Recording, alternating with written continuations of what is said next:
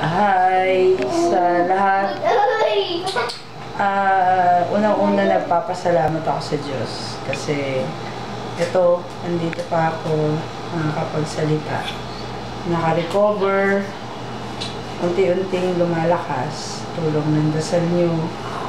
Salamat sa lahat ng nag-alala, nagdasal, naniwala, nagagaling ako.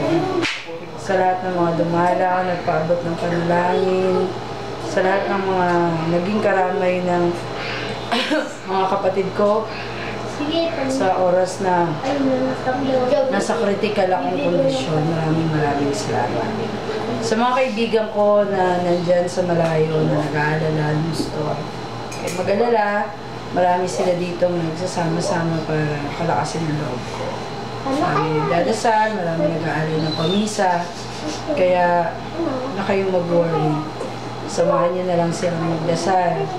Niniwala ako na sa nangyari sa akin, marami pa tayong pagsasamahan. Hindi hinayaan ng Diyos na tuluyan akong mawala dahil mahal pa ako ng Diyos, marami pa akong gagawin. At yun, sa susunod na makita niyo ako, pasensya na kayo sa itsura ko, susunod na makita niyo ako, wala na ako sa hospital. 2 araw sa ICU at pang ilang araw ko na rito sa hospital. Nakakaramdaman ako ng lungkot pero mas nangingibabaw sa akin yung sobrang pakiramdam na ako ay blessed. Ako ay naswerte dahil anak ako ng Diyos. Mahal niyo ako. Maraming salamat sa dasal.